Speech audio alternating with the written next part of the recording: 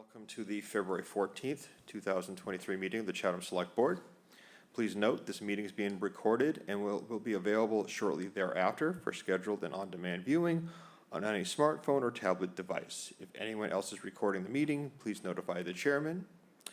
Pursuant to Governor Baker's July 16, 2022 signing of an act relative to extending certain COVID-19 measures adopted during the state of emergency, including the extension of his March 12, 2020 order suspending certain provisions of the Open Meeting Law, General Law, Chapter 30A, subsection 20, until March 31st, 2023, this meeting of the Chatham Select Board will be conducted in person and via remote participation. Every effort will be made to ensure that the public can adequately access the proceeding as provided for in the order. A reminder that persons who would like to listen to this meeting while in progress may do so by calling the phone number 1-508-945-4410, conference ID 203-386-491#, or join the meeting online via Microsoft Teams through the link in the posted agenda. While this is a live broadcast and simulcast on Channel 18, despite our best efforts, we may not be able to provide for real-time access. We will post a record of this meeting on the town's website as soon as possible. First item is a roll call.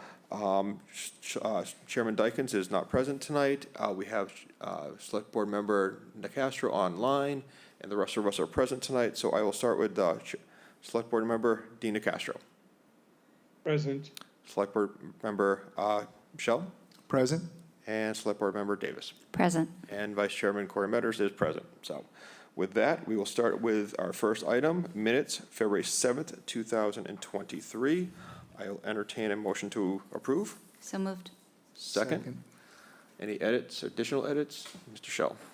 In addition to the typos and nits that I shared with Shauna, I have one substantive addition on page 4.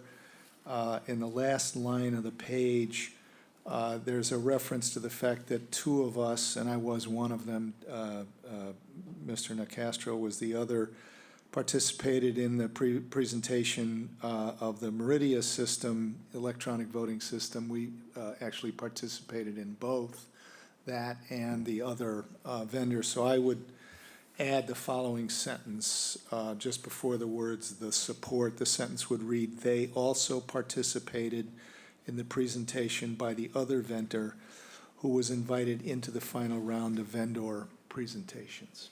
Okay. Any additional edits? No. So we have a motion. We have a second to approve the minutes as amended. Selectman Nicastro? Abstain. Okay. Selectman I Davis? was not present. Aye. Selectman Michelle? Aye. And I say aye. So, public announcements and agenda item requests. First, happy Valentine's Day, everyone. I'm sure everyone else is having dinner by our overwhelming crowd tonight, but we'll have our opportunity in a couple hours. So, public announcements and agenda item requests. First, I'll start with the board. Mr. Chair? Yes. This is an agenda item request, but I just want to preface with a little bit of information. Senator Sear has filed legislation proposal SD 1040, an act relevant to year-round housing occupancy restrictions.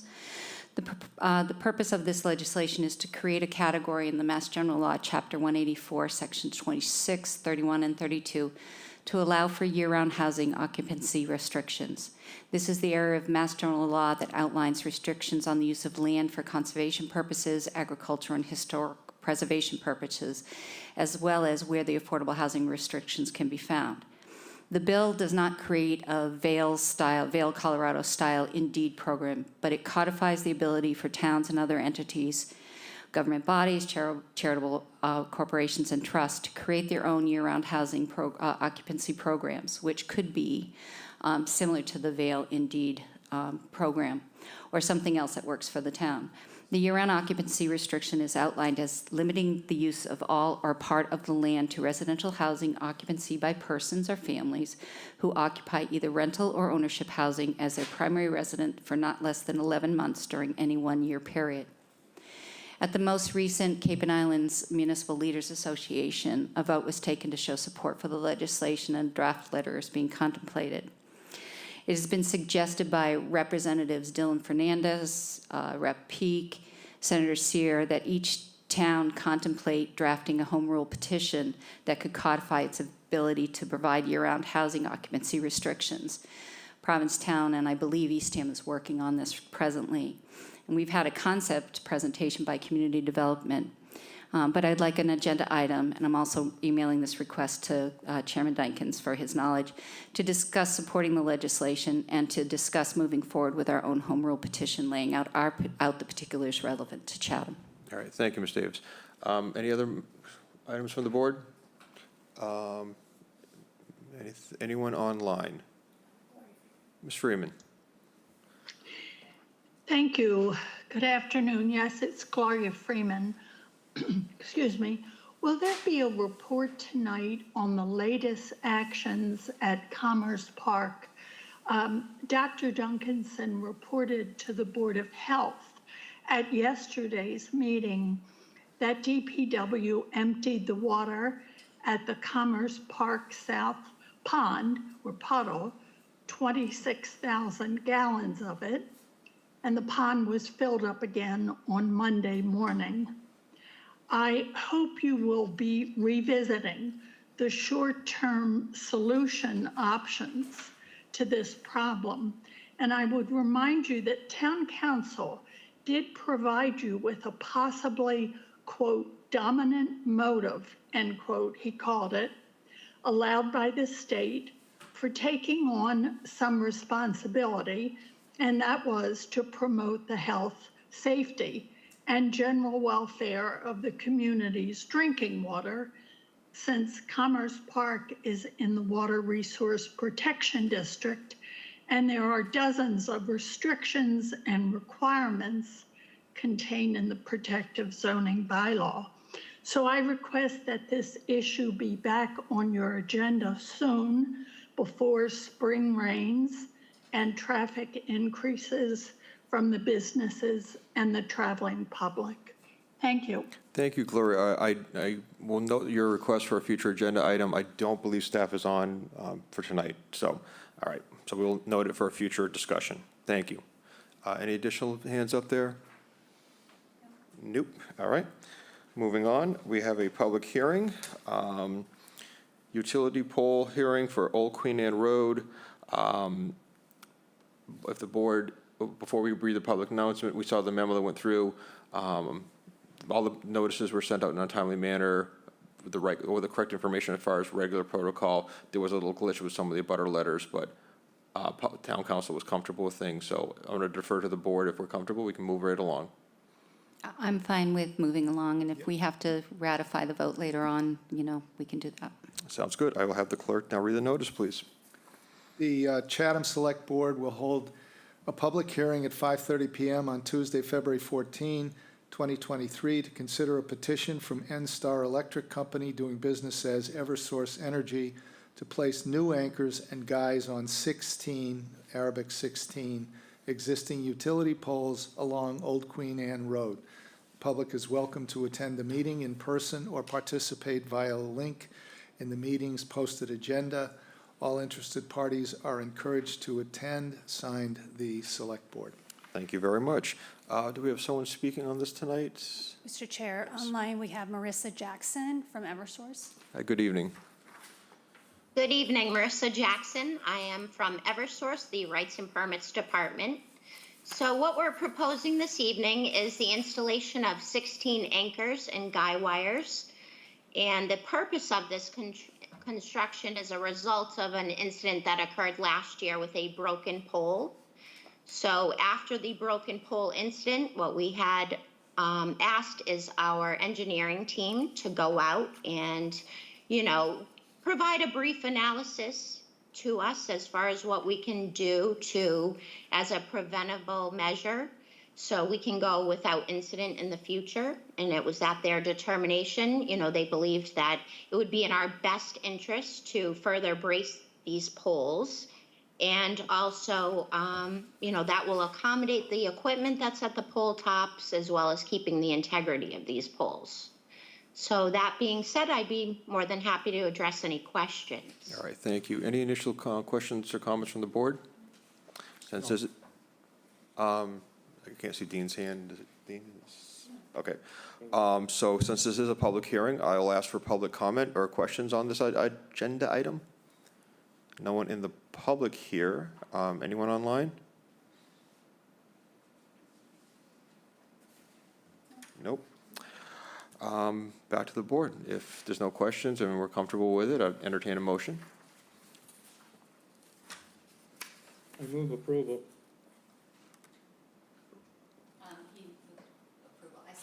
Okay. Second. All right, we have a motion to approve. We have a second. I will do a roll call. Selectman Nacastro? Aye. Selectman Davis? Aye. Selectman Shell? Aye. And I say aye. That's 4-0. All right, thank you very much. Thank you for your time. Next, we're going to go to public comments on our business agenda. For the viewing public, our upcoming discussion is going to be consideration of a donation acceptance for 3 benches in River Bay from an Eagle Scout Community Service Project. We have a seasonal population estimate for the Alcohol Beverage Control Commission. And then we have our FY 2024 budget review, 2023 annual town meeting article review and with potential votes on the Monomoy Regional School District FY 2024 budget and annual town meeting 2023 district agreement amendments, the Cape Cod Regional Technical High School, and finally, Community Preservation Committee recommendations. So with that being said, I will open up the floor to public comments on our business agenda. No one in the viewing audience here has a question.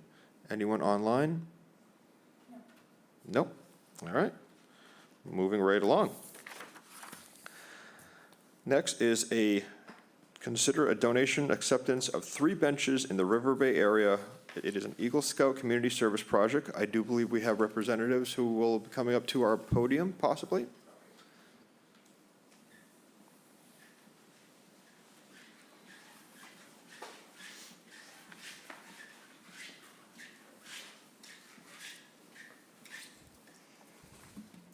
Good evening. Good evening. I am Jack Sheld, resident of River Bay. I'm Paul Carlson, Life Scout. Okay. Can you explain the project for the viewing, for the board and the viewing audience, please? Yeah, absolutely. So I'm working with the River Bay Association, and we're planning to install 3 stationed installable benches in the River Bay neighborhood at 3 separate locations. They'll be on town property is our hope with this project, and they'll be secured with concrete bases, and the benches have a 50-year warranty that will allow them to last for a long time. And we're asking the town if we could build those on town property and then also donate the 3 benches to the town with no cost. All right. Questions or comments from the board? Ms. Davis? Thank you, Paul. This is an exciting project for you, I'm sure, and coordinating with an association and then coming before town government to get approval. That's a process that is very valuable, and appreciate your hard work on this. Just a couple of questions, and well, first, thank you very much for the donation. I'm going to support this wholeheartedly. So how many, it says in the packet, you give a total breakdown of everything, where the locations are and what materials the benches are going to be and how their 50-year warranty and everything. And it says here, the benches will be assembled and installed by Paul and fellow scouts under the supervision of a licensed builder. So how many fellow scout volunteers do you have in mind, or have you already gotten them? About 10, so just Wow. kind of our scout troop. Everybody should hopefully be there. I'll get some family involved and anybody else who's willing to help. So. And it says here that it's 3 benches that will be installed no later than June 2023. Yeah. And do you perceive any issues or problems along the way at all? No, Okay. I think it should be a pretty straightforward process. We're in the process of fundraising right now. Okay. We're getting pretty close to the end of that. And then once that's over, River Bay is going to order the benches quite soon. And then once they come, we'll assemble them with the help of the license builder and some other scouts. And then once that's done, we'll begin the installation process over a series of couple weekends. Okay, thank you very much. Appreciate that. Any additional questions? Yeah, Yeah, please. I'll add my thanks. This is an exciting project for you, and I commend you for your community spirit. I'm curious to know, how did you decide on this project, and did you consider some others? Was it pretty much something that you zeroed in on, or you had to pick from a number that were in your mind? Well, actually, River Bay reached out to our scout troop, seeing if anyone was willing to do an Eagle Scout project anytime soon. And so I was first in line for that role, and I'm grateful to have this opportunity. And it was kind of the only one that was immediately available to me, but I'm really happy to be working with them. And is this it for sort of the process of moving up the ladder in Eagle Scouts, or will you have the opportunity to do some other projects like this down the road? This is the only official Eagle Scout project that I'm required to do, but I have some other requirements for the actual rank itself, and then I would be willing to do any other community service going forward outside of scouting. Well, good. Thank you very much. Really appreciate your involvement. Thank you. Okay. Can you see if Dean's hand's up? It is. Okay. Mr. DeCastro.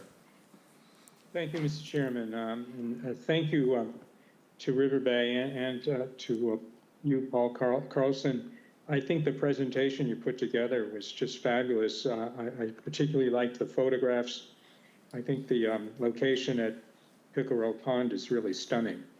It's really a gorgeous selection. And I very much appreciate, I think this is the fourth time since I've been on the board we've had an Eagle Scout presentation, and they've all been great. And I commend you on attaining that rank, hopefully in the near future. When will you actually become an Eagle Scout?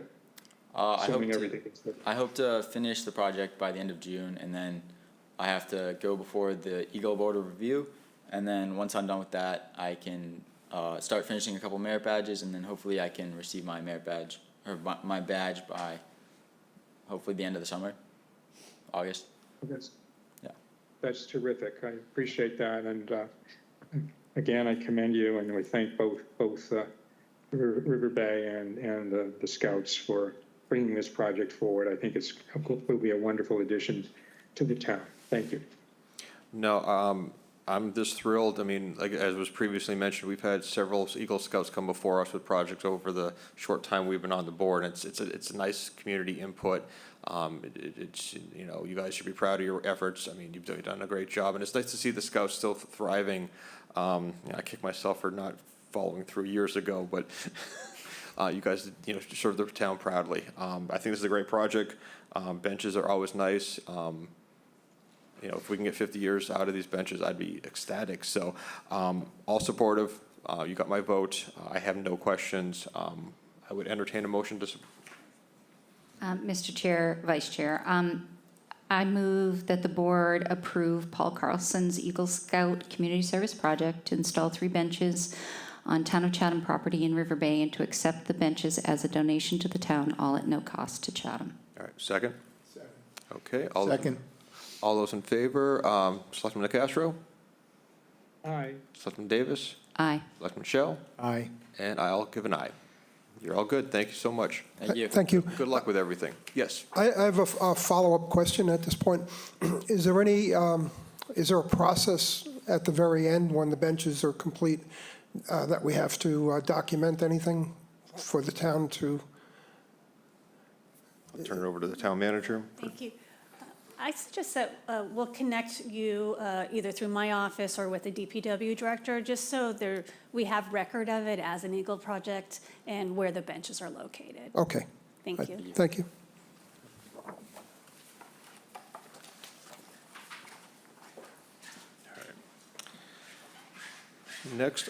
Next on our agenda is the seasonal population estimate for the Alcohol Beverage Control Commission. Basically, the background of this, Massachusetts General Law, Chapter 138, Section 17, requires the local licensing authority of each community, of each city and town to make a population estimate for their city or town as of July 10th following, to be submitted to the Massachusetts Alcohol Beverage Control Commission, Mass ABCC. The number of seasonal alcohol licenses available is based on this estimate. Since 2012, the board has estimated the seasonal population to increase to 30,000. Questions or comments from the board? Yeah, this is always like an enigma to me because I mean, it's arbitrary 30,000, and it's been arbitrarily 30,000 since 2012.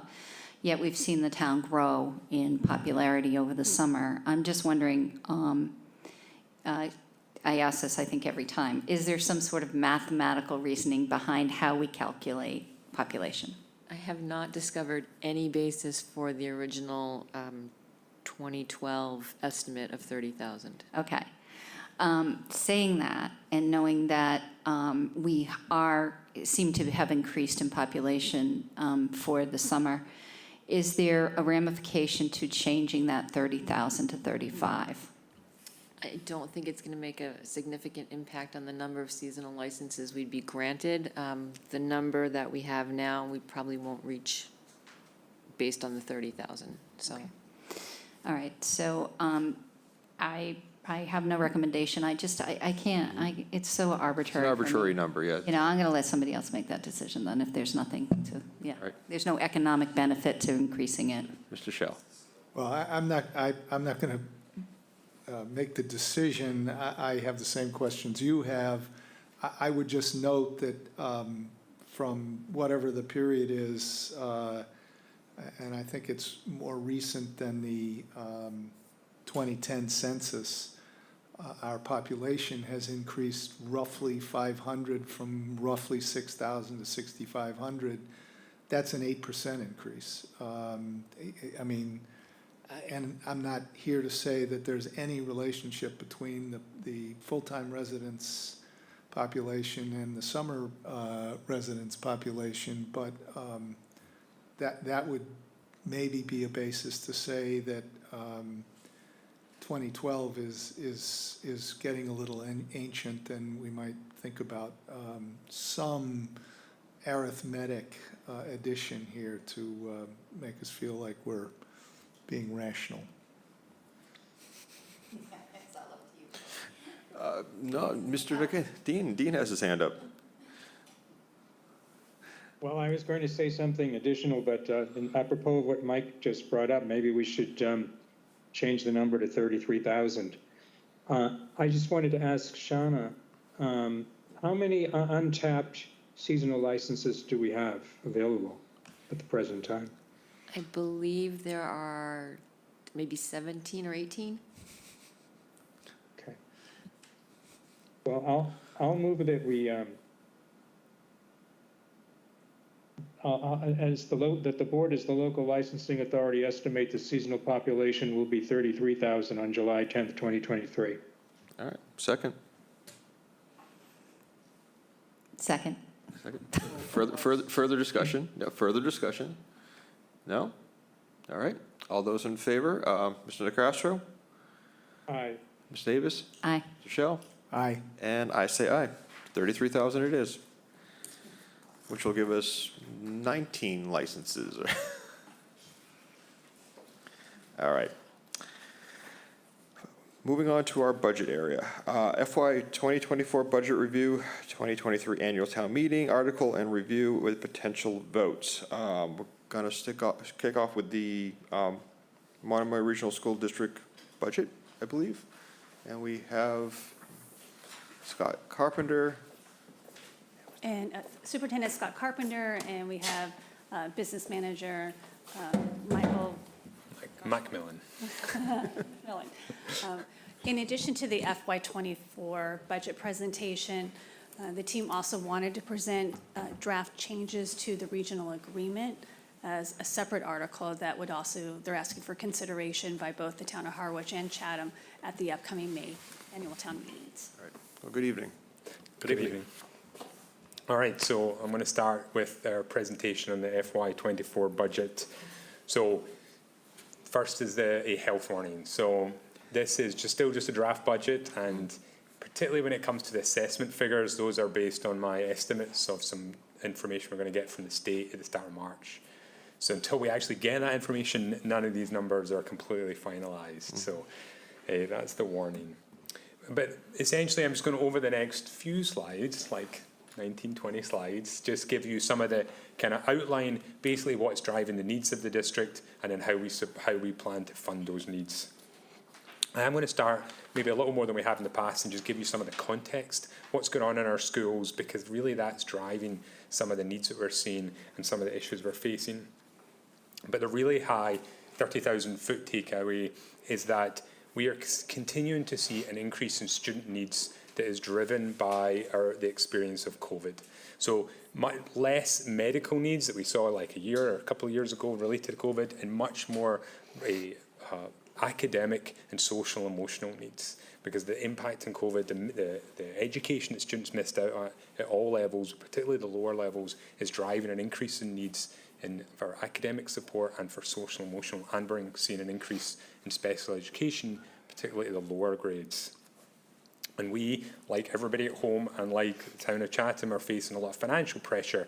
You know, the increase in inflation has driven a lot of increase in our costs. The labour market shortage is impacting, you know, both causing an impact on our salaries, but it is also impacting, you know, the cost of hiring vendors to get like HVAC work done. So that's also putting pressure on the budget.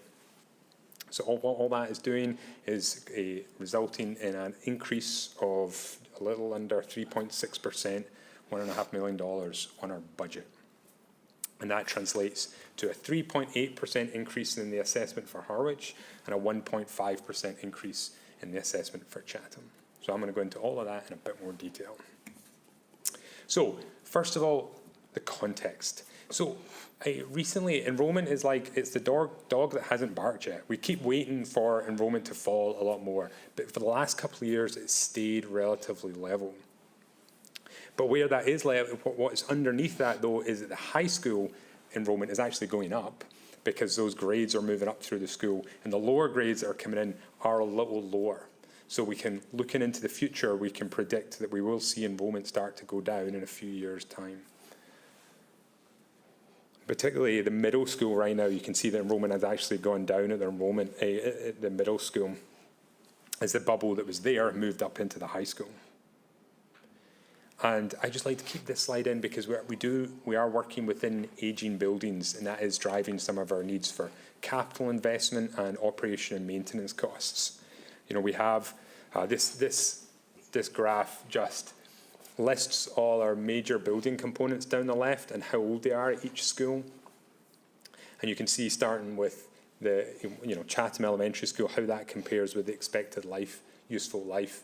So you can see we're up to and past the expected useful life a lot of our building components. And so that is driving increased capital and operations and maintenance needs.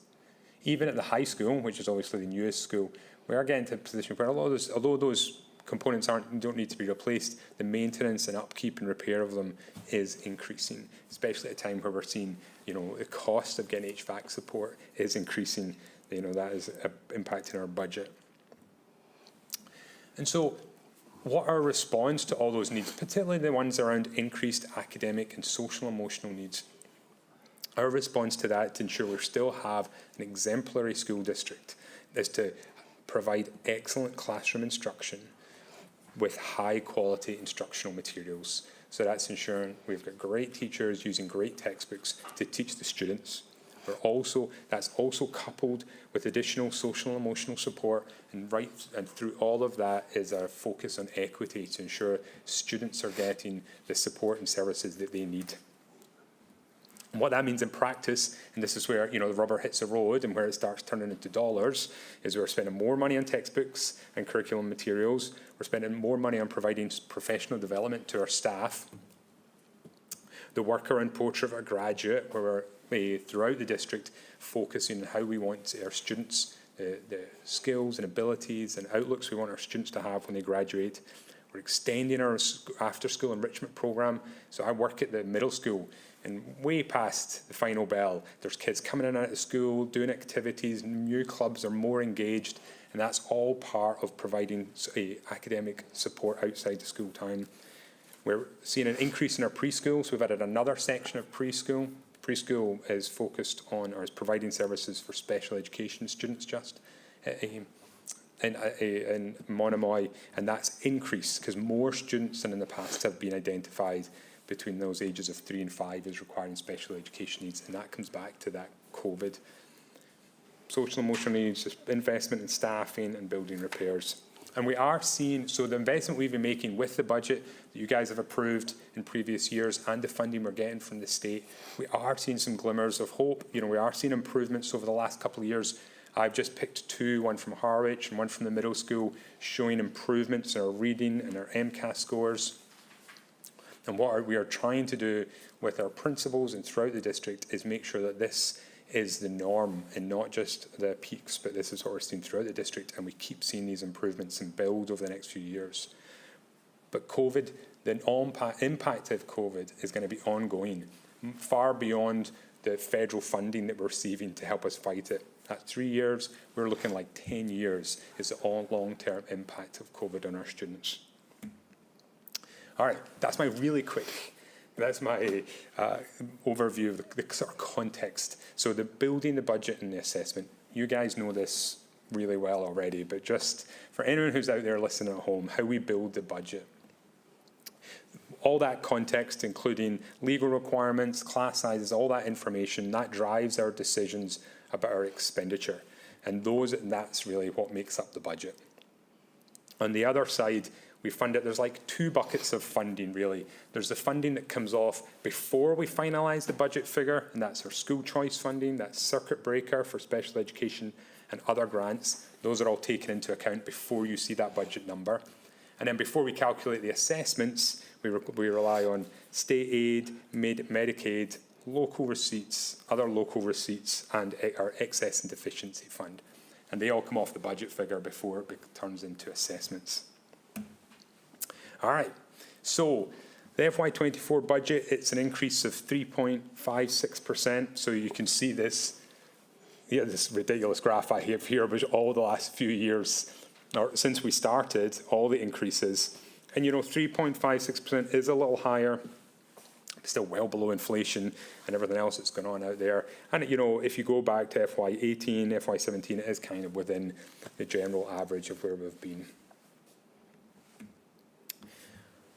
And this slide is really just to kind of to capture all the increases in the budget or decreases, all the movement in the budget on one slide. This is my attempt at doing that. So this shows the kind of big areas where we've seen significant increases or decreases. So it starts at the top. The bars in red are where there's actually a reduction in our costs. And when I talk to my colleagues in other school districts who all have started like double-digit increases. One of the reasons we're not there, apart from my excellent financial management, but one of the reasons we're not there is because of our school choice tuition. So we have seen a lot of the number of students from Harwich and Chatham who are choosing to attend other school districts has gone down significantly in the last few years. And that has saved us a lot of money because we pay for that through the state funding formula. So that's taken almost $300,000, around $300,000 out of our budget expenditure. And that helps to offset some of the other costs. We've seen a lot of turnover, partly, I believe, related to COVID. And, often we're seeing people who are close to retirement or retiring, they're at the top of the scale and they're being replaced by teachers lower down the scale, which means that there's a net saving to us. And that's captured in that red staff turnover line. And then where the increases are, we are 80% or something like that of our budget is staffing. So the biggest increase is always our percentage increases in our contracts and our steps and lanes. And that's true here. And with health insurance, and I'll talk a little bit about that shortly. But you can see some of the other areas. Maintenance, which is about halfway down, is a significant increase in our budget. Retirement, contributions, property insurance. So, like Town of Chatham and like homeowners, we are seeing our insurance policy premiums are going up every year by like 5, 6, 7, 8%. All right, I'm covering a lot of ground, so if at any point, if you have any questions, just, give me a nod and I'm happy to take any point. Staffing levels. So there had been an increase in staffing, partly driven by special education through to 2019. So after that, it kind of came down and leveled off, and we have seen an increase in the last year, and that's been mostly funded by our ESSER funding. So that's the funding we've received from the federal government to help us deal with the impact of COVID, which we've got one more year out of. And I'll talk about that a little later as well. But so that's really what's driven that sort of slight increase in staffing. That, and also we have added a couple of some staff related to a special education for students, individual education programs. So taking all that, I'm throwing a lot of information, but all that the student enrollment that we've seen, plus the changes in staffing, we're still maintaining class sizes at sort of our district goal of 19 plus or minus 2 at the middle and high school, and 18 plus or minus 1 at the elementary level. And that's continued, as we're seeing changes in enrollment shifting between the high school, that does become more challenging from both sides. Both classes, trying to ensure classes don't get too small as well as get too big. So also within the budget, we've funded a lot of needs which have been requested by our principals.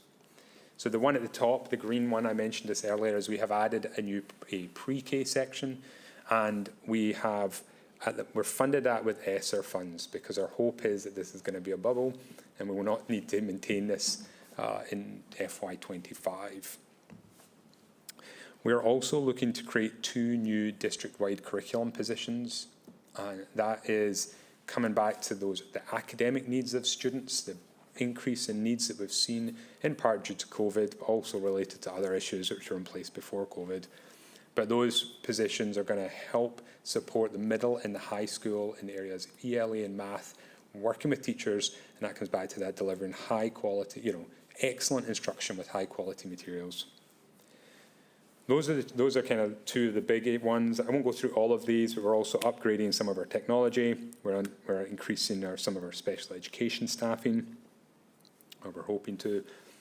And then the items which are unfunded at the moment are still sitting out there, and that is one of the things that we'll take into consideration in the final iteration of the budget. Once we roll in the health insurance figures and so on, we'll see if there's any more of these that we can fund, particularly any that are one-off purchases like furniture, equipment, seating and so on for classrooms. Those are the ones we'll really try and tackle if we do have more funds. But at the moment, they're not in this version of the budget. So capital and extraordinary maintenance. So the one thing, so this is, coming back to their need to keep investing and maintaining our buildings. We have a number of items here. We've prioritised them based on safety. So the $60,000 to add external lighting at the middle school. Right now it's quite dark out the front of the middle school. Well, not right now, but when we get into the fall and when kids are being picked up at 6, 7 o'clock in the evening, it's quite dark, and that prevents a safety issue. We're also looking to replace the facilities pickup truck, which is used both at the middle school and in Chatham. Some other technology. One item just worth, and updating all our PA systems. So that's a critical part of our emergency response protocols, as the principal's been able to make announcements. And right now, particularly at Chatham Elementary School and Middle School and Harwich, those PA systems don't reach every part of the building and aren't, they're a bit old and outdated, and this to be replaced with better quality PA systems to ensure that everybody can hear messages when they go out. One other item just to highlight in there is our application for the Chatham and Middle School roof replacements. So we had hoped to apply to the Massachusetts School Building Authority to take part in their programme for accelerated repair, and that covers roofs, boilers and windows. But unfortunately, the MSBA is not running that programme, so they did not accept applications for next year's funding. So our part of that funding is now no longer needs to be in our budget because the programme's not happening. We're hoping it will be happening again next year, and they'll open up, and then we will apply. The reason it's not happening is that they have two programs, basically accelerated repair and the core program, where they're building actual new buildings. And they're finding they're spending so much in core program because of inflation generally and inflation in construction industry in particular is leading to much bigger costs for them. And so they've closed down the accelerated repair program, and instead we're running and they're focusing on the core program. But we're hoping in a couple of years' time they'll reopen that and we'll be able to apply again. I think we're comfortable. I mean, the roofs, they've held up well under all the rain we've had in the last few I'm going years. to interrupt one quick. Yeah, of course. So, you know, ideally, that's not the best news. I mean, hopefully it's going to come back. Yeah. What is your gut? Do you fear a couple of years it's going to come back? Because I know the roofs are going to be a topic of discussion of some urgency. I don't use the term urgency, like we have water coming through it, No. but it is probably close up on the list of items we're going to have to address. Absolutely. So they've never done this in the last decade. They've never closed. I know it's still typical, right? So I think they will open up again. I mean, inflation does seem to be coming down. Yeah, I'm pretty confident. I think they went into a fiscal year with a plan in mind, and then had, there's so many projects, including ones on the Cape, that are seeing incredible overages, that they've had to adjust and help cover the overages that didn't leave them funds to continue, at least for this fiscal year, the accelerated projects. Yeah. So I'm hopeful. Fingers crossed. Thank you. Yeah. But what the roofs have done, I mean, I agree that they are a priority need, but they have done okay. We've had a lot of rain recently, and they've held up well. We've had a lot of repairs done, and they're in okay condition. So the repairs are holding the roofs fine? Yes. Right. And so there's no like mildew leaking, kids getting? And we're not running around with buckets. Buckets or We're in anything. good, we're in good shape in terms of where the roofs are right Yes. now, but they're also, as Michael's slide had shown, they're up there in terms of when you typically start replacing roofs. And we also know that, the closer we are here to the ocean, we get a lot more, wear and tear on that roof than Wind and- inland. Yeah. Okay, Yeah. thanks. Thank you. All right, so that, believe it or not, I've covered all our expenditure. So that was $42-something million. And how we fund that in a couple of different ways. So the primary way is assessments, but before we finalise the budget number, we take into account funding we receive from school choice. That's money we receive for students who don't live in Chatham or Harwich but attend Monomoy schools. We also receive money from the state for reimbursement of some special education needs, and we are budgeting slightly more of that than we have in the last couple of years. We also receive a number of grants, and that our estimate there is based on this and prior years. And we have, as I've mentioned a few times, we have a significant amount of money coming from the ESSER grants from the Fed. So this is the last year of those ESSER grants. So that $678,000 will not be in my presentation next year. And then the budget is finalised, and then we have other general fund revenue, which helps to reduce town assessments. So the biggest part of that is that $4.3 million that we receive from the state through the Chapter 70 formula. That is what we will receive. That is one of the things that we will receive March 1st from the state. And that's I've made an estimate of that based on what we already know about foundation enrolment and plans that the state have released. The other significant funding is excess and deficiency. So that's a bit like what the town has for free cash, but we're able to use our excess and deficiency from prior years to help offset our operating budget. And so we're using $800,000 to help do that for this coming budget. Our excess and deficiency fund has been relatively healthy over the last couple of years, partly because during COVID, when we were able to do far few activities and schools closed, and where there were increases in cost, they were funded by the state, the federal extra support. So we actually saw a reduction in some of our costs, and that surplus flowed through to excess and deficiency. So I'm comfortable that we're using that much excess and deficiency this year, but that's not something that's tenable for the long term, because we don't put $800,000 in every year. So that means if we keep budgeting $800,000, our excess and deficiency balance will go down, and eventually we won't have that much there. You get to use it once. But I think it's fine for this year. Transportation aid, $850,000. We get that as a regional district from the state, and then a few other items which are of less impact. One I will highlight is away at the end, that $214,000 other district revenue, which includes some small sources, but also interest. So this year we have a new treasurer, and we invested some of our funds in treasury bonds for short-term investments, and because treasury bonds were up, we were able to net an increase in our interest. So that'll help to offset the budget. What are some other examples of that?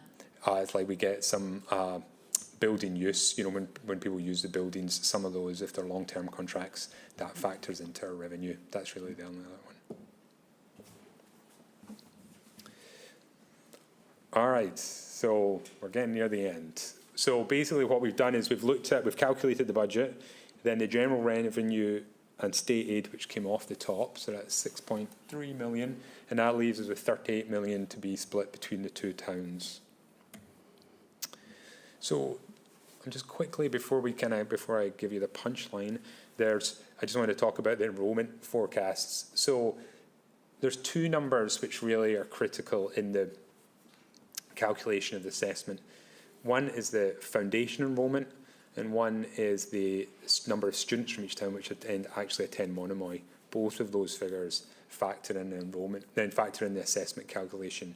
But the foundation enrollment is the most impactful. And I just wanted to show you this. So when the state is calculating the figures which we're going to see in March, they're using the FY23 enrollment numbers this year's. But the figures, the way the regional agreement is written, the figures that we use for the assessment actually is we use a 3-year average based on FY20, 21 and 22. The only reason I highlight that is because that is an average. Sorry, obviously that's an average, but it captures a period in which we saw a significant shift from Chatham to Harwich. And that change, which is also here, so you can actually see that. I know it's a slightly complicated slide, but basically it shows you the enrolment year, how many students there were in Harwich, what percentage of the district that was, how many Chatham, the percentage, and the change from Chatham to Harwich most often. So most often Harwich is increasing, whereas in percentage, while Chatham has gone down. However, that wasn't the case in 2022. Actually, Chatham increased its share, but it didn't increase it enough to change the 3-year average yet. So that's why we still see into 24 and 25 that we're still seeing a slight increase in Harwich's share of the foundation enrolment, and that that impacts the assessments.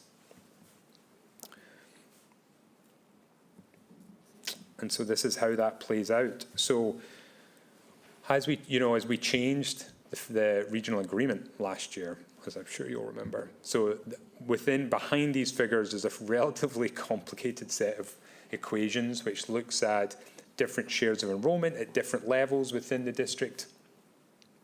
But these are still the critical figures. The first is the local minimum contribution, which the state sets.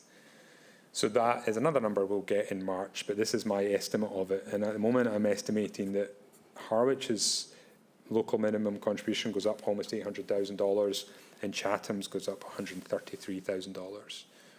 One of the key things the information that I don't have, this isn't a perfect forecast, is I don't have some of the financial information that the state uses, so that number might change once that's available. Then we do all our calculations so after the local minimum contribution, we share out the rest of the operating assessment. And that is an increase of some $100,000 for Harwich and just $20,000 for Chatham. And then I just wanted to highlight capital. So because last year we did have the Chatham Elementary School roof in the budget, so that was our part of the initial stage of that was in the budget. As it's now not in the budget anymore, that's why you're seeing a reduction in your capital, because essentially a capital cost which Chatham held 100% of has been taken out, and it's been replaced by some costs which you share, around a quarter of, because it's been a Chatham Elementary School capital project has been replaced by a middle school capital project or a district-wide capital project. And then debt has also gone down just because we have a, 30-year or 20-something year payment on the debt for the high school, and the schedule just has reduction in costs each year. And we've not taken on any new debt. And then, so that all comes out at just over $145,000, 1.5% increase for Chatham. So real quick, last two slides. If we were still using the old assessment methodology, your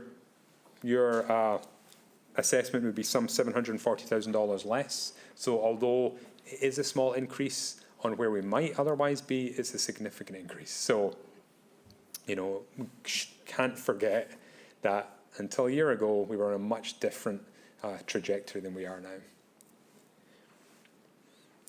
Okay, so what next? So there are a few things. So basically, we had one draft of the budget, which is what we've presented. We sort of settled in January, and the school committee voted.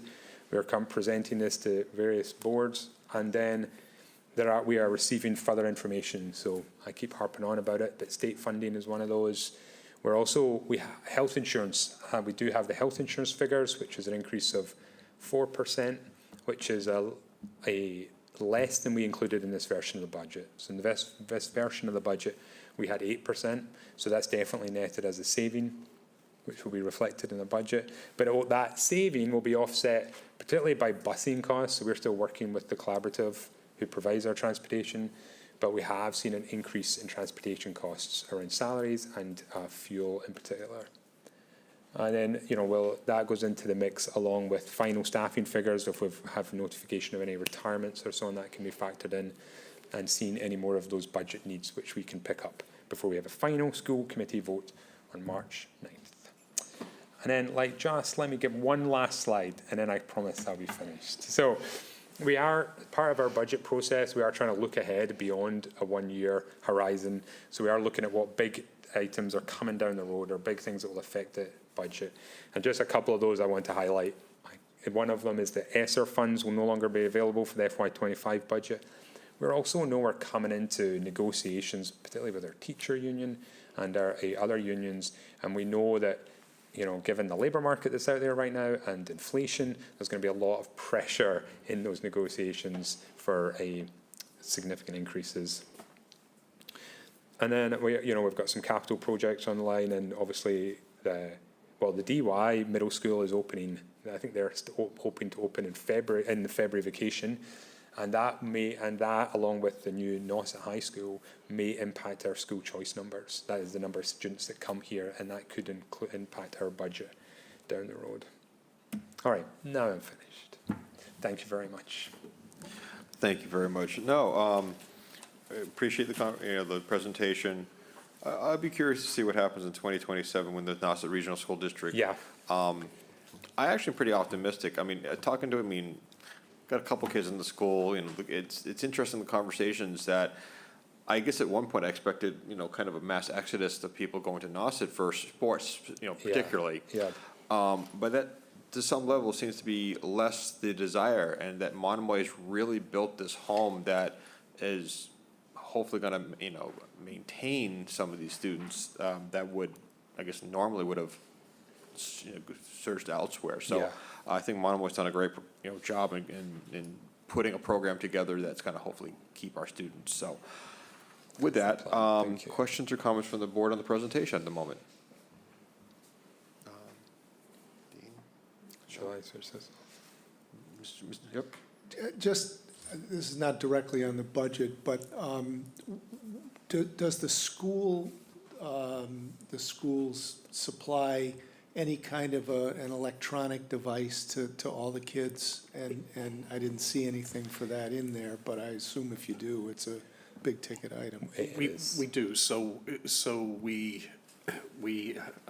guess COVID really emphasized how important being able to flex to have one computer to one child, how important that is. We have computers that we issue to our middle schoolers through high school, and the high schoolers take their Chromebooks and take the Chromebooks home every day and use them for their homeworks.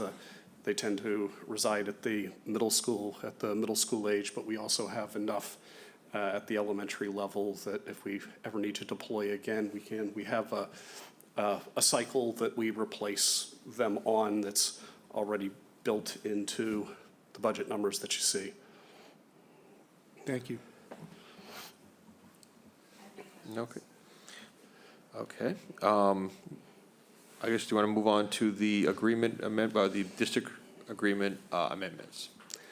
So hopefully this can be quite quick in terms of an explanation. Last year, we talked about taking a town meeting, changes to the regional agreement with the focus on just talking last year about things that were related to finance and ultimately the assessment calculation, and that we would go back this year and clean up the document, because the document itself was a document that was laying down the agreements between the town of Chatham and the town of Harwich, and at the time, the regional district hadn't even been named yet. So, so quite literally, the word Monomoy never appears in the regional agreement, and there are pages after pages after pages in the regional agreement that talk about how two towns will come together and create a school district, and all of those sections on transition can just get removed because the district is. So in large part, what we are bringing forward for changes is removing anything transitional, and I've created the same document that I provided for you last year that's a side-by-side, so it has literally the regional agreement on the left side as voted at town meeting last year, and then the changes to the regional agreement that are being proposed on the right side. Anytime you see something struck through, that's obsolete, and where you see new text, it's highlighted in orange on one side, and then on the left side, or sorry, on the right side, you'll see it highlighted in yellow what the new text is. The new text is pretty straightforward. There's about 42 times in this document where once it was referring to a regional district school committee, so 42 times now it says Monomoy Regional School Committee. There's 10 times where it refers to selectmen, and it's now replaced by select boards. There's, I think, about another 10 times where it's referring to the regional school district without the term committee, that now is saying Monomoy Regional School District or Monomoy Regional Schools. And there is once in the document where it refers to the elementary school in the town of Chatham that now says Chatham Elementary School, and the same in Harwich, where it says Harwich Elementary School. And in the original regional agreement, it says the combined middle high school in Chatham that's now in the revised changes as Monomoy Regional Middle School. The only area that is maybe slightly confusing to some is there's one spot in the assessment calculation portion of the regional agreement where the text that was voted last year is right, and there's the description of a formula and a calculation that's right, but at the end of the sentence it says, after it describes the calculation, it says, as described in, and it gives a reference upstream in the regional agreement. The reference that it's pointing to is not the calculation that it describes. So when calculating the assessment this year, we followed the calculation as voted, as people understood it. What we're suggesting is that we need to go back and make sure that it's pointing to the right section of the document. So there's a spot where it says just correcting this, this clause that it's referencing, so that it's referencing something that matches the calculation. That's it. Questions or comments, Mr. Shell? I did review the changes with some care. I don't have any comment on that. I am going to subject you to my nits and typos treatment. You've got me in the signature pages on the new material. You've not got Mr. Dykens in there, so you want to go and take Mr. Mr. Kokolas out and put Mr. Dykens back in. Point taken.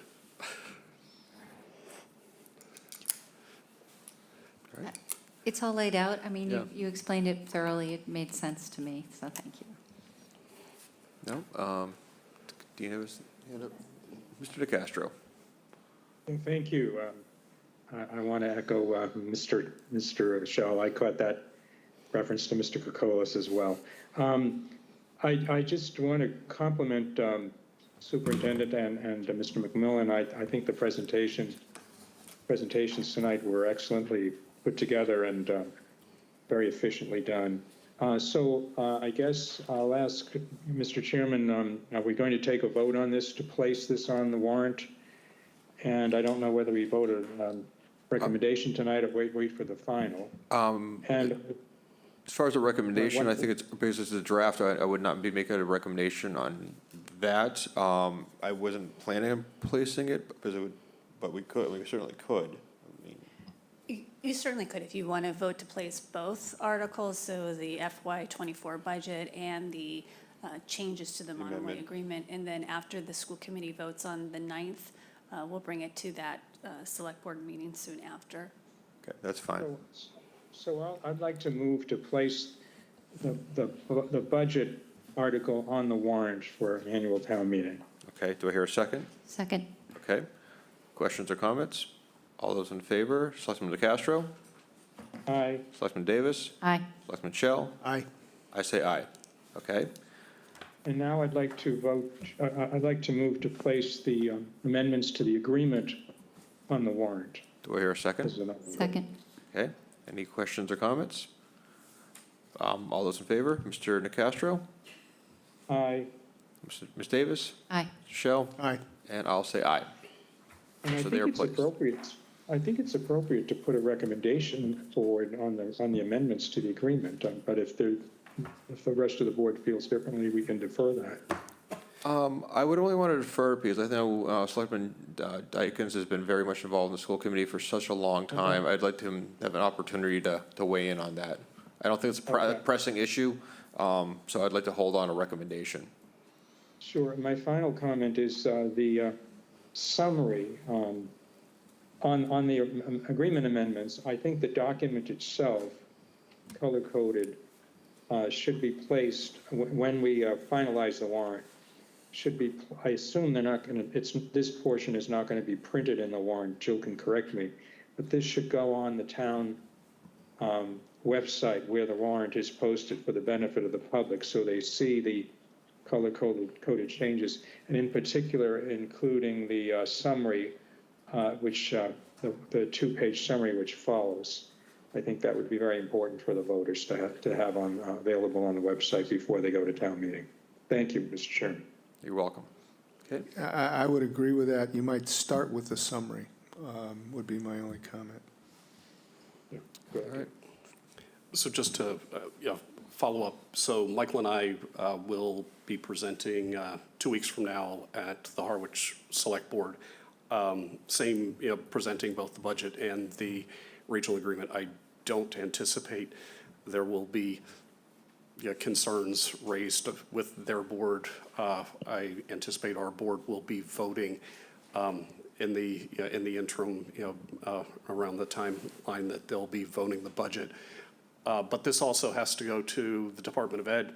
And again, we've already tried to front load that process. I don't anticipate they're going to be concerned that we 42 times are referring to the Monomoy Regional School Committee. But there, there's not just the two boards and the two town meetings, but also we need to have the Department of Ed weigh in on it.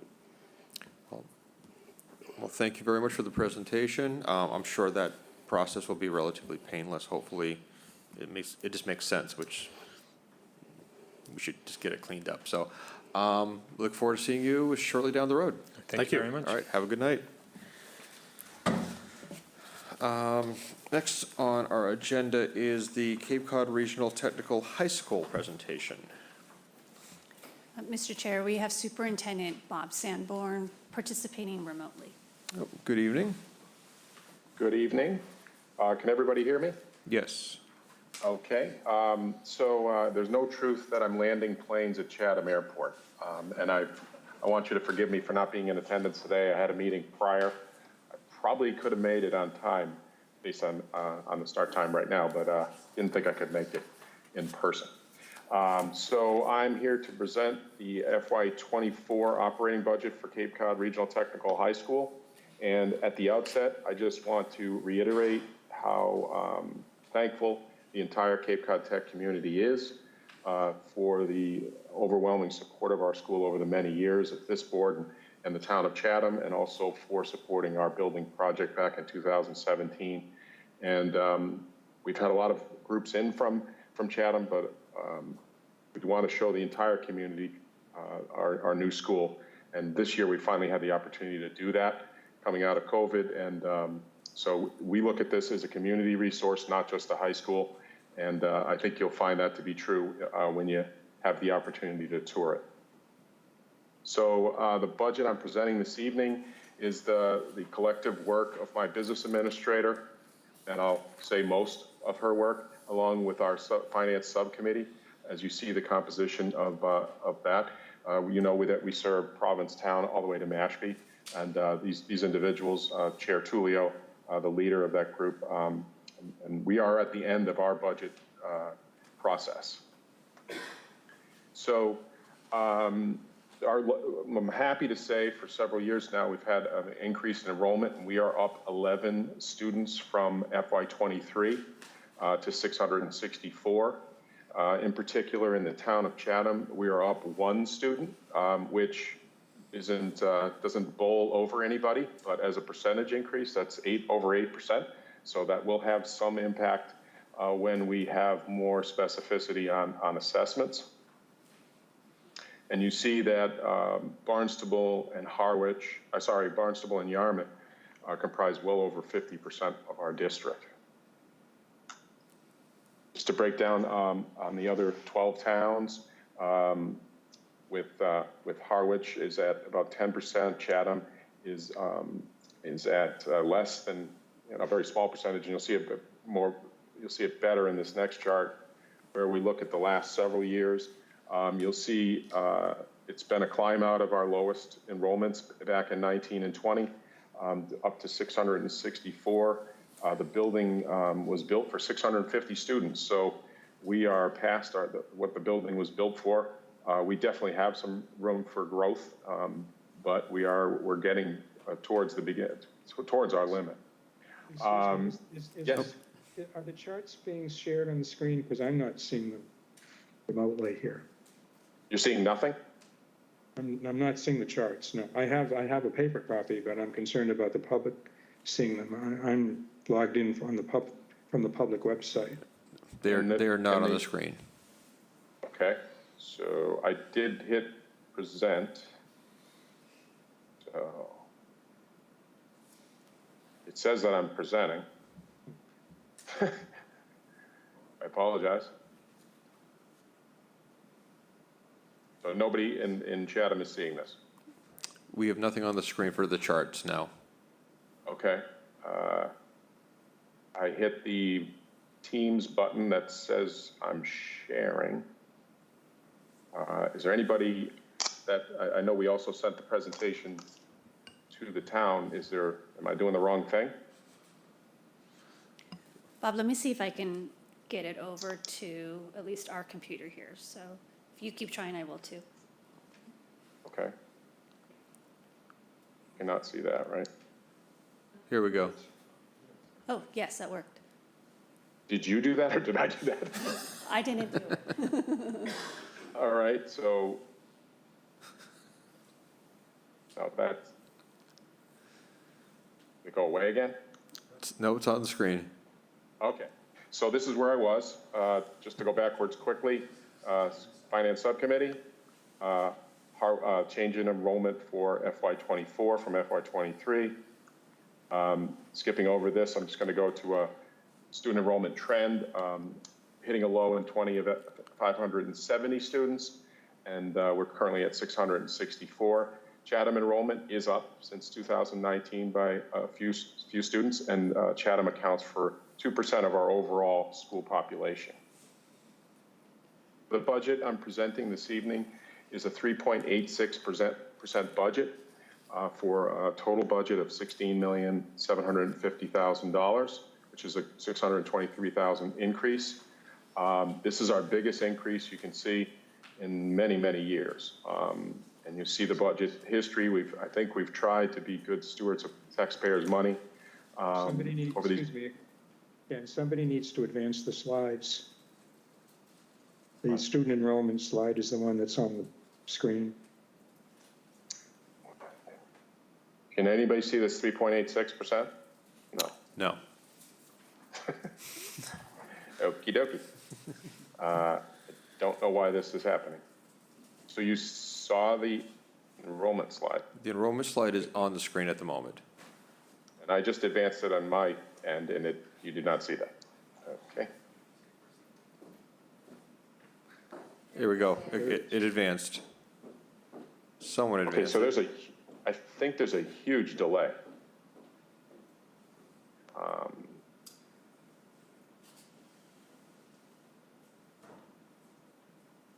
So you're seeing this 3.86 now. Correct. Okay.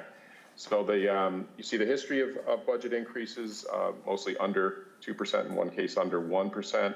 But this year, for a variety of reasons, we are at 3.86. The first is, okay, I just advanced the slide. Did it advance? It did not advance. I'm wondering if it's It may in 20 seconds. Sorry about that.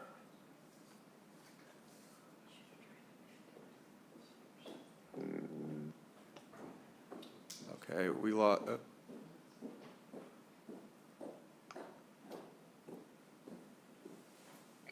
Can you hear us now? I can hear you. All right.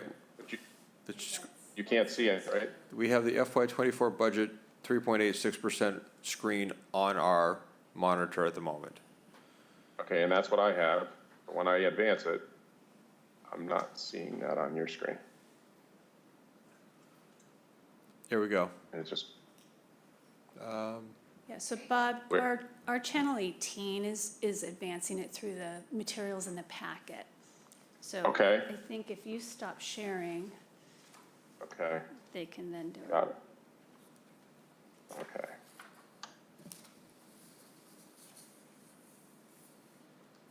So you're both on where does the money come from? Yeah, I can't, okay, now I've got the screen. Problem is, I can't see anything. I can't see what they're showing. And I think So, if you I'll walk through your slides as you would, and they can advance them here. okay, so I can see it on my screen. You're seeing what Channel 18 is doing. We'll get through this. Where does the money come from is the screen you have now, and primarily it's coming from assessments of the 12 towns. We are devoting $600,000 of our excess and deficiency from local revenue. And then we also, we generate some income from the Gilmore House, which is a property that we lease to the YMCA for childcare in the future. They haven't started providing childcare, but we do get rental income from the YMCA. And we also get rental income from Cape Destinations for the storing of some of their buses. So that's the local share. And then the state aid, as you heard in the previous presentation, is still an estimate at this time. We are estimating it at $3,593,000, but you know that could change a tiny bit before you know when the governor comes out with the actual minimums, so we can compute the assessments. Can you advance the slide? Okay. Revenue source versus operating on the screen now. Correct. So this is just a history of revenue. Our operating budget in blue, state aid, which really in the last year, finally there was a somewhat substantial increase due to the Student Opportunity Act, where last year we received $700,000 more in state aid, which helped us to do some more programming, but also helped us to defray assessments. And we're estimating that we're going to receive about that amount of money again. That's the $3.5 million I referenced on the last slide. But state aid has been very, very static over the many years, except for that increase.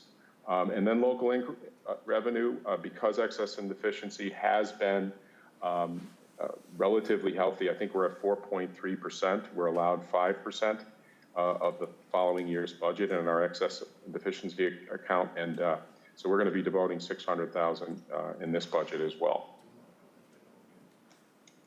You can advance the slide.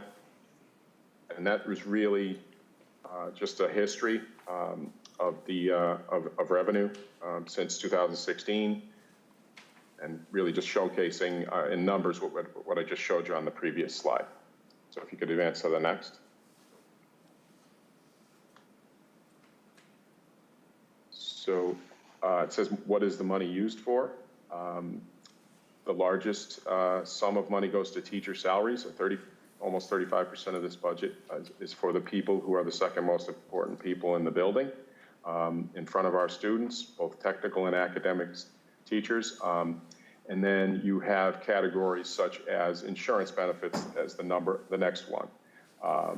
And luckily, as was said in the previous presentation, we did hear some good news, and this budget does incorporate a 4% increase in health insurance over last year.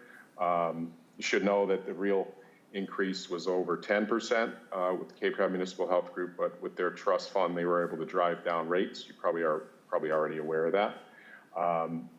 Some areas where we're saving a little bit this year is in maintenance. We've secured maintenance contracts for all of the systems in the building, but with a new building and some things still under warranty, the maintenance costs are significantly less than you would see in an older building. Obviously, that area will start to increase over time, but that doesn't stop the preventative maintenance work that we have always done on the old building and now the new building. Another sizable increase in this budget was during this fiscal year, we had to hire a speech and language therapist. Actually, not just had, but we really needed to. Cape Cod Collaborative have been providing those services, and because of shortages in their staffing, they had to take back. They could not provide that service for us. We were lucky enough to come across an individual who applied to be a speech and language therapist. So now we have one on board going forward, but that was a sizable increase because it's been incorporated into this budget, not an expense that as size of an expense than it used to be when we did it from the outside. But it's going to be great for the kids, and we will not be reliant on outside sources going forward. So that's good news, but financially it is impacting this 3.8% budget. I'm going to the next slide, which is a numbers look at that pie chart we just looked at. Does everybody have that? What is the money for? Yes. You see? Yes. Okay, thank you, because I'm looking at a screen that just has these slides on, so pardon me. Really the same numbers with the same percentages that I just discussed, but in number form as well. We can move it forward again. To talk about the building debt, the capital debt. Just a little update on where we are with the project. We're in punch lists on both phase 1 and 2 of our project, and we're inching very painfully slowly to close out with the Mass School Building Authority. So we are, believe it or not, in year 5 of the debt schedule, which was a 20-year declining, level principal declining debt schedule, as you can see. And obviously, this is overall for the project of $5.9 million. And if you advance to the next slide, you'll see the town of Chatham's portion. And the reason we can share that number is it's purely enrollment based, so it's easy to compute. We're not waiting for Beacon Hill to tell us anything. So that's a assessment. The debt assessment will be $115,651, and that's for the building. One other thing I would like to talk about is, next slide, is I think the substantial work we've done on OPEB. We participate in the Plymouth County OPEB Trust. For those in the audience, it's other post-employment benefits, primarily the cost of healthcare into the future for active and retirees when they retire.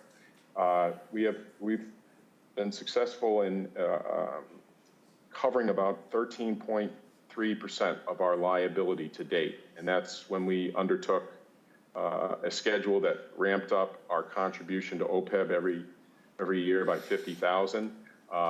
We have, I think we have 250,000. That's inaccurate. What it says 300,000 for this year, because we did have to make a cut in that, but we are ahead of our schedule of retiring or funding our liability, not retiring our liability, in 28 years. And I believe we're in the 4th or 5th year of that plan. We believe there's a possibility we will still be able to fund at the $300,000 level, but I think we're carrying 250 in the budget that I presented this evening. So those are the end of my formal remarks. So I would ask for questions. All right, thank you very much for the presentation. Sorry for the glitches. No. Apologize. Makes it interesting always. Questions or comments from the board? No? Pretty, Mr. Shell? No. Oh, no, sorry. Do you have a question? I don't have any questions. I appreciate the presentation. Thank you very much. All right. Thank you. Ms. Davis, yeah. I don't have any questions, but I had the opportunity to tour the school. There was an event there a couple months ago that was hosted by your hospitality in the present large meeting room. And I'm just going to say, I just felt really moved by the beauty of that school and the spirit that it had. Really, it's a wonderful asset for the Cape, so thank you. Thank you so much. Mr. DeCastro has his hand up. Yeah, I also was at the school. I think several of us, all 4 of us were there for Cape and Island Leaders Association a few months ago. Oh, yeah. And after that broke up, I did tour much of the school as I could. And I think, Bob, you know, I mentioned to you, my father was a vocational technical administrator, assistant superintendent of a district and director of the vocational school. And this is one of the most beautiful vocational technical buildings it's got to be in the whole state. It's really a wonderful, wonderful facility. I hope more people take advantage of it. I hope we can get more students attending from Chatham. I just wanted to confirm, so I'm reading the memorandum from the director. The total assessment to the town of Chatham is estimated about $370,000.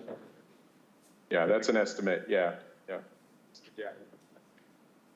So, Jill, can we take a vote to place a warrant article on, not recommended, but to place an article on the warrant for the Town of Chatham contribution to the assessment for the Cape Cod Technical School? Yes, Mr. Chair, that would be appropriate. So I'll move that motion. All right, do I hear a second? Second. All right, questions or comments?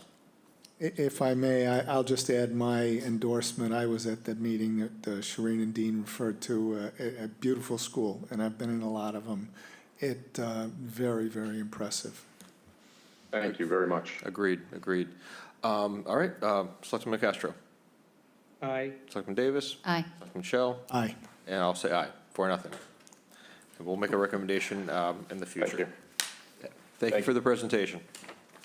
Thank you. Have a good evening. You too. All right. Last item on our agenda, Community Preservation Committee recommendations. Mr. Chair, we have Chair Gary Tonneson, who will be presenting the recommendations. Mr. Chairman? Mr. DeCastro? Yes. Yeah, before the CPC chair presents, I assume he's going to go article by article.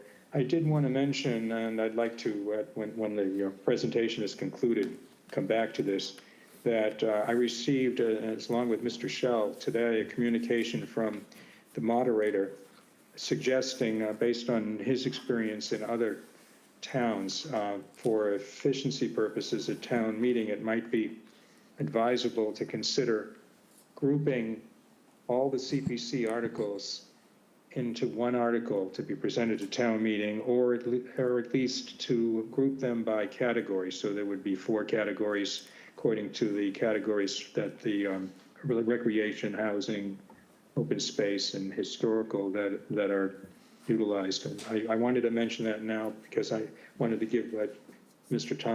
Tennyson an opportunity to comment on that if he did have something to say. Thank you, Mr. Chairman. Thank you. Well, good evening. Good evening. As Jill said, I'm Gary Tennyson, the chair of the CPC committee. Before I get into the warrant items, I just want to remind you that I was here on January 26th to inform you and the town, July 26th. Good thing I brought you along. July 26th, to inform you and the town that we had moved the deadline for the applications up to November 1st. And some of you were a little skeptical, concerned about that, and wanted us to report back. I'd like to report that it worked very well. We received 15 applications, which is actually 2 more than we received last year, for well over $3 million. We had time to interview all of the applicants, about 2 or 3 applicants at each of our meetings, and we had time to have 3 site visits to see the work that was being done at the sites where the funds will be spent. And so the bottom line is that that new deadline of November 1st worked very well, and we expect to continue it. Alex prepared for you a covering memo, and let me just note that we are recommending 12 projects to the town meeting for a total of $2,654,330. In addition to that, we're recommending $15,000 for administrative expenses, and there'll be another $15,000 that'll have to go into the open space reserve account in order to meet the requirements. So the total amount that will be presented if you all approve at town meeting is $2,684,330. However, the revenue that we received from the town surtax and the state match was only $1,585,883, over a $1 million shortfall. And we've been able to make that up through 2 mechanisms. One is the traditional mechanism of drawing on the undesignated reserve balance. The second, and this is somewhat new for the committee, and that is that we're recommending to repurpose 3 grants that were approved at town meetings in prior years, one going back all the way to 2008, and others more recently. These were grants that had significant funds remaining in them, and I'll comment on that further when I indicate the warrant articles in which they're being repurposed for. So Alex has prepared the draft warrant articles for you. We can go through them one by one. Is that the best approach? If you want to give a presentation, and if the select board members have any questions, we'll kind of just chime in. Okay, all right. So the first warrant article is the one that we do every year in order to assure that we put 10% into each of the three required categories: open space, historic preservation, and community housing. $170,000 is just a little bit more than 10% of the revenue that we received. And so this article would put $170,000 for open space, historic resources, and community housing for a total of $510,000. Except for the $15,000 in open space that will stay in the reserve, all of this money will be utilized in subsequent warrant articles. It just helps us to meet that requirement. For example, if the first or if the next warrant article, which is $1 million, the only one we have for community housing, were turned down at town meeting, we would not be meeting the requirement of 10%. And so by having this initial article, we assure that we meet the requirement of the CPA Act. So that's a bit of a formality, actually. So the next warrant, recommended warrant article, is for the Affordable Housing Trust Fund, and this is the only one under community housing. It's for a $1 million to the trust fund, and that $1 million would include support for the new program, a deed restriction program that the Affordable Housing Trust Program Fund is proposing to initiate with these resources. What that deed restriction will do is enable existing dwellings to be put under an affordable housing deed restriction requirement. As you can see, the funding for this is actually coming from 4 different sources. 2 of these are the repurposed funds. So we're proposing to repurpose a grant that was approved in 2008 that has $110,000 remaining in it. That was a first-time buyer assistance program that was, except for administrative expenses, not utilized. The second one that we're proposing to repurpose was a 2018 article, a $200,000 article, which was a deed restriction. It was to fund deed restrictions on dwellings that already had a deed restriction on them in order to continue it and also to reduce the cost for the purchasers of properties when they came up for resale. When they were even though these properties had a deed restriction on them, due to market value when they were coming up for resale, even when you reduced it the percentage that the deed restriction required, they were still very expensive. So the idea behind that article was to help people buy these dwellings and to, at the same time, continue the deed restriction. No one applied for those fundings, so the $200,000 that was approved is still available, and we're recommending that that be repurposed for this new deed restriction program, which is for dwellings that have never had a deed restriction on them previously. We will utilize the $170,000 that we put into the reserve under community housing, and we'll draw on the undesignated reserve in order to come up with the $1 million. Gary? Yes. Hello. Okay. It is a little confusing, I have to agree, Mike. Just a quick question. I note that there was an abstention on that article. Is there any story there? Is there some consideration that we should be aware of?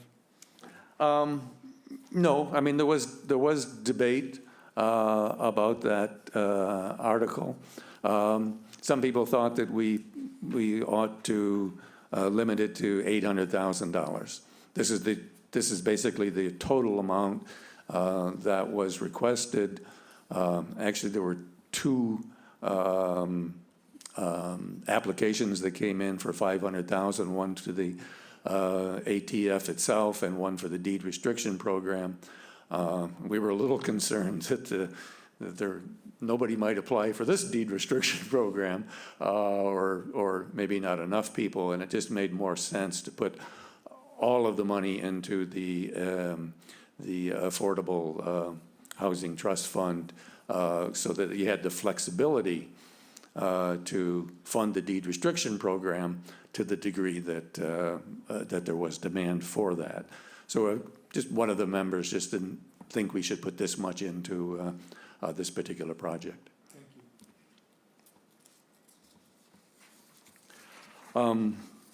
We then have 6 historic preservation projects. The first is the Marconi Lattice Towers. This really supports a continuation of work to restore the 3 Marconi Lattice Towers. And that includes completing the move of Tower 1 to a more secure location, then making repairs on all 3 of the towers, and coating them with a very resistant paint and coating. And we're assured that this will complete the restoration project, and I hope that it will. The second historic preservation project is for the South Chatham Library. In my opinion, a real charming asset for Chatham. And this support will enable them to restore the exterior of the 90-year-old building that the library is using. The library itself is 150 years old, but the building they're currently using is 90 years old, and to make the entrance ADA compatible. The article was strongly supported by the Historical Commission, and unanimously supported by the committee.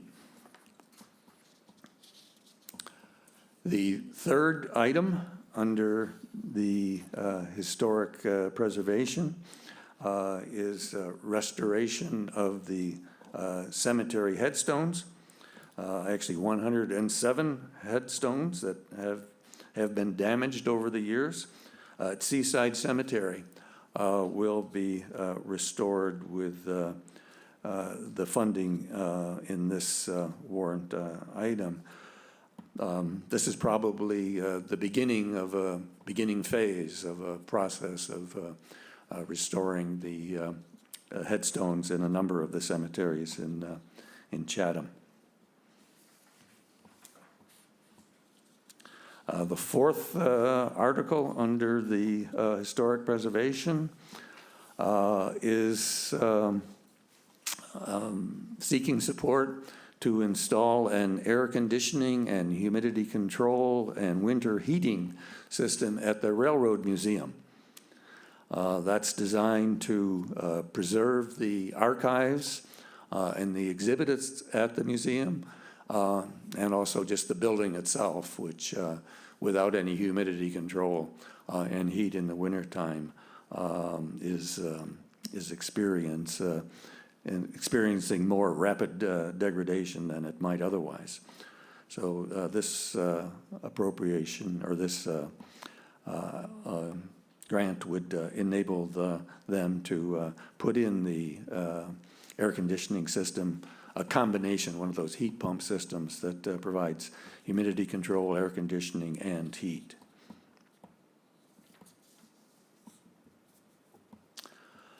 The fifth article under historic preservation is to provide support for the restoration of the historic, or the restoration and exterior renovation, particularly of the historic Coast Guard boathouse after its expected arrival at Bridge Street, hopefully in the spring of 2024.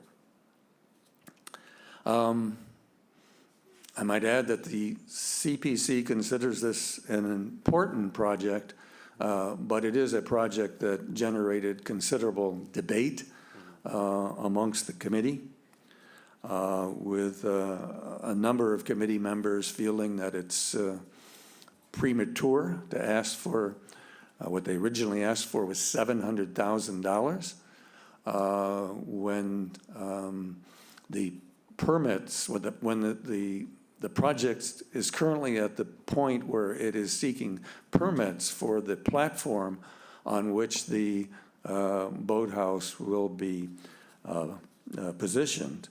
And some of the committee members just felt that it would be better to consider this next year. Some of the rest of us considered or felt that it was such an important project, we ought to move forward with it. We compromised and decided to recommend that we provide, we recommend that the town agree to provide $350,000 this year. That way, if the boathouse really does arrive in the spring of 2024, they'll have some funds to begin the renovation process. And then we would expect that they might come back to us with a request for further funding next year. I might add that we'd already provided in previous years $243,250 to move the boathouse from Quincy to Chatham. So the Community Preservation Committee does indeed consider this an important project. Then the final recommended warrant item under the historic preservation is from the Chatham Marconi Maritime Center, and that's to create a facility to store their archives. And what they're proposing is to convert 2 unutilized bedrooms in the second floor of the hotel building into a climate-controlled archive and reading room. And this is one of the ones where the committee had an opportunity to do a site visit. We saw where they're currently storing their archives, which I might add are fantastic archives. They've got photos of when Marconi owned the facility, when RCA owned the facility, when the Navy was there, and all of the people that have worked there over the years, and what's been accomplished. But they're storing those archives in the only air-conditioned room in the hotel, which is the office that they have there, and they have barely room for the office, let alone the archives. So this will allow them to create a facility specifically for the archives and for the significant number of people that actually come and use the archives. I might add they're also receiving more materials all the time when people either die or decide to make their papers available to a worthy place. They're providing them to the Marconi Center. So they have new materials and quite significant materials coming in all the time. Gary, it sounds, I mean, is this more storage or more of a museum type of display facility? Or it's really both. So it's to provide storage where the photos and the like don't continue to deteriorate because of humidity or other factors. But they're going to build into that facility basically a small reading area where people that are going to use the archives can be right there adjacent to them and have a desk and a chair and probably a computer that they can work with. So it's really a combination of that. Thank you. Gary? Mr. Steve, Cash, yep. Thank you. In the explanation in the draft warrant article, it says that at the present time, there are some archives that are being stored at the Atwood House in a proper storage environment. If this goes through, would you anticipate that those items would come back to the Marconi location? Yes, I think they did tell us that that would definitely be the case. Okay, thank you.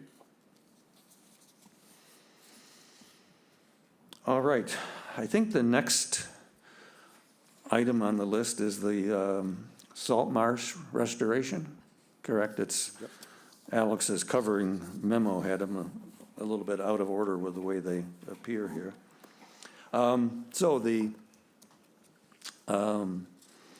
salt marsh restoration project was presented to us by the Energy and Climate Action Committee. It's for a study. And it will, they will contract with professional organizations to study the impact that climate change and sea level rise are going to have on the marshes in Chatham and on the upland areas that abut the marshes and that may well become marshes or wetlands in the future. This is likely to lead to recommendations for mitigating the adverse effects or the adverse consequences of sea level rise and climate change. And we expect that we'll probably receive applications in the future to support some of those mitigation activities. The other open space item is from the Chatham Conservation Foundation. And what they're proposing to do is update their trail map, which is about 10 years old. Does not even include some of the newer trails that they have. The Mill Pond Overlook Trail, if any of you have walked that, is a nice new trail that's not in the current map. They'll also put the map on the website in an electronic form. The trail guide includes not just the Conservation Foundation trails, but also the town trails, the major town trails. And it'll also include this item, support for new signage on the trails that's designed to keep the people on the trail and off the natural areas where they could do some environmental damage. So it's preserving as well as helping to make use of these natural areas. Then we have three recreation items. The first was presented to us by the Bikeways Committee. And what they're proposing is to add a new portion of the Bikeways path in Chatham on right out here on George Ryder Road, which would go from the existing path down to Main Street. So it would be a bike or a multi-use path, a bike path and other use path from the current bikeway down to the new sidewalk, the large sidewalk that's been put in on Main Street in West Chatham. I might add that this is a matching grant, and this will enable them to apply for $352,000 from Mass Trails, which is a state agency which would fund the majority of this project. I was just going to ask you, Gary, if it appears there was some, let's just say, discussion of the issues pro and con on this. Is there anything worth mentioning? Yes, two of our members were quite concerned that this would lead to increased safety issues along Main Street, particularly at the crossing at Barnhill Road, that there would be more bikes coming and trying to cross there, and maybe even skateboards and things like that. One of them wound up voting for this anyway, and one of them felt strongly about it and voted against it. I believe Bikeways made a presentation to us, like, They did? on this project. Yes. Yeah. The last warrant article that we're recommending is for, this was presented by Ted Kean, and it's a continuation also at Jackknife Beach. Previously, we've the CPC has helped to support a study, first of all, of how to protect and restore Jackknife Beach. We then provided funding to restore the marshland, to create kind of a natural marshland barrier to limit erosion that was occurring there. This particular warrant article would support primarily improvements in the infrastructure. So if you've been down there, the road down on our side of Jackknife Beach has lots of holes in it and is actually faced with erosion. So this particular warrant article would help to deal with that. I should mention that although it says in this draft warrant article 100,000, if you go back and if you look at Alex's covering memo, it's 185,000. I think this is just a typo that occurred. So what we're recommending and what the application was for was $185,000. Gary, if you don't mind mentioning the pickleball Yeah. project, otherwise we might have a pickleball revolt. What's pickleball? Sorry about that. I'm a tennis player, as one of the members of your board knows. Yes, the pickleball project. Sorry to have overlooked that. This article supports the conversion, or would support the conversion of two of the tennis courts at the middle school into pickleball courts, high-quality pickleball courts.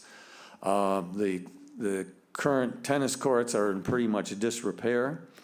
And so this article would convert them into 6 new pickleball courts. It will also allow 2 basketball courts that are there to be converted into multi-use courts that will include pickleball as well as basketball. This is another one where we are repurposing a former grant. There was a former grant of $75,000 to develop pickleball courts. Only, I guess, 7,000 of that was used really for drawing the new lines on a couple of the courts, digging them up and refurbishing was not done. And as I understand it, the 6 new courts will be in a different location. And that's why we're recommending that this be repurposed rather than just simply using the $68,000 that was left.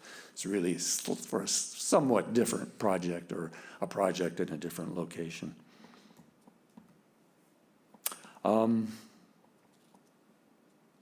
That's it. Well, thank you very much.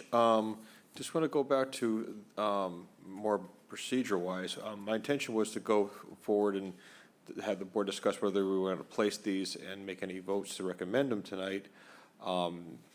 That thought was based on as individual articles. I know Mr. Castro mentioned something at the beginning of this meeting about a process of grouping these, which is not up for discussion really formally. So can you give me some clarification on that, if possible? Actually, I haven't seen that email, so I defer to Select Member Nick Castro. If I may. Please. I was the other recipient of that memo. I didn't understand it fully until I've had this presentation and looked at the memo again. I think the suggestion was based on the moderators' conversations with other moderators and observations of other town meetings, that it might be efficient to put them all in one essentially omnibus article, or in the alternative to group them according to the 4 categories that you see in Alex's memo. Having, I guess I would say 2 things. One or the other of those 2 has some appeal to me as well. I don't know that Dean picked one or the other himself. He did invite Gary to comment if he would like on his thought on that, and so I'll stop there and offer you that opportunity, Gary. Yeah, I would say that that these could be. I think there's only one of these that that maybe should go to actually be presented at the town meeting, and that would be the Affordable Housing Trust Fund, because of the repurposing that we're doing there. That's somewhat new. I don't think I haven't been on the committee that long, but I don't think the committee has done that in the past. It's also a pretty important warrant article. The others, I would think, could easily be on a consent calendar. I was going to bring up the consent agenda. We have in the past put many of the CPC articles on a consent agenda, which basically creates the efficiency element that I think this conversation is also suggesting. So. And I think it also gives the ability for the town body to pull out anything for further discussion. Correct. Was that the intention, Dean, of the email, to do similarly? Yes, and thank you, Sharina. And I didn't have an opportunity to I know you're the liaison. I didn't have an opportunity to discuss this today with you because I had a long board meeting this afternoon with an outside organization, or with Mike, for that matter. Yeah, and I think it was the moderator's understanding that whatever was done, it would still be open to individual voters to select out articles for presentation. But he had proposed 2 options, as Mike said. One, lumping everything together. The second would be to place articles by group. You have one administrative article, one important housing article, and I think Gary's points are well taken, that should be presented separately. You have 6 historic, those could be grouped. You have 2 open space and 3 recreation. But I mean, I don't feel strongly either way. And as Corey just said, if they were all placed on the consent calendar anyway, you could extract whatever you wanted to talk about individually. So I just wanted to throw it out because, Bill Litchfield had posited this as a way of helping to make the meeting more efficient. He did acknowledge as well that electronic voting is going to help make it efficient also. So I hope I have no problem putting everything on a consent calendar because that does give the option to pull out anything that anybody wants to discuss. So irregardless of the housing, I think we could all lump them all together and then hopefully we'll pass them all together. I mean, if that's the will. But I think that's the most efficient way to do it. So do I sense a motion maybe? Yeah.